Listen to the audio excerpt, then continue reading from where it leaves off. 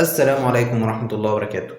كان في دجال راح لبلد من البلاد، الناس اتجمعوا حواليه علشان يشتروا بضاعته الغريبة، وفي كل يوم كانت السلع اللي بيبيعها سعرها بيزيد، والغريبة إن الناس بتشتري منه السلع دي. وفضلت البلد على الحال ده مدة طويلة. وفي يوم من الأيام زار المدينة راجل حكيم، استغرب جدا الراجل الحكيم سبب اللمة الموجودة حوالين الدجال، فسأل الناس إيه سبب الزحمة دي. الناس قالوا له إن الراجل ده بيبيع قطعة من الجنة وبيدي للناس مستند تمليك بالأراضي دي، واللي بيموت بيحط مستند ملكيته معاه في القبر علشان يسكن في الأرض اللي هو اشتراها في الدنيا. الراجل الحكيم استغرب جدا من كم الناس اللي قدر يضحك عليهم الدجال، لكن مفيش حد صدق الراجل الحكيم. لكن في الآخر اتوصل الراجل الحكيم لفكرة عبقرية، جمع الناس والدجال حواليه وقال للدجال كم سعر قطعة الأرض في جهنم. الدجال والناس استغربوا من طلب الراجل الحكيم، ولكن الراجل الحكيم قرر سؤاله تاني. رد عليه الدجال وقال له القطعة ب100 دينار.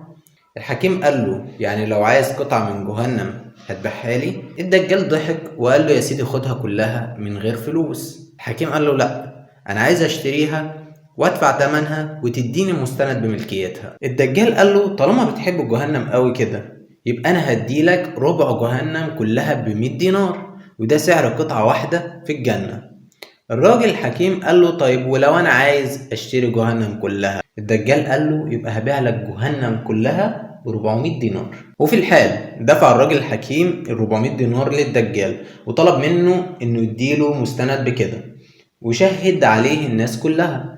وبعد لما اداله المستند اللي يثبت ان الحكيم ليه جهنم كلها، الراجل الحكيم قال للناس اشهدوا يا ناس اني اشتريت جهنم كلها. جهنم كلها بقت بتاعتي لوحدي ومش هسمح لأي حد يدخلها، ومستند الملكية في ايدي اهو.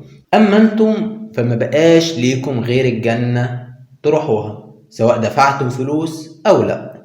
الناس اقتنعوا بكلام الراجل الحكيم، وفعلا بدأوا ينفضوا من حوالين الدجال. الدجال في الوقت ده اكتشف انه اغبى من الناس اللي بيضحك عليهم. خلاصة الكلام، في ناس كتير بتدفع فلوس كتير جدا علشان تشتري قطعة في جهنم، اللي بيدفع فلوس في القمار، واللي بيدفع فلوس في الدارات، واللي بيدفع فلوس في حاجات تانية كتير مش كويسة، مع ان الجنة قدامهم ببلاش، بل بالعكس بتبقى مكافأة ليهم على اعمالهم الطيبة.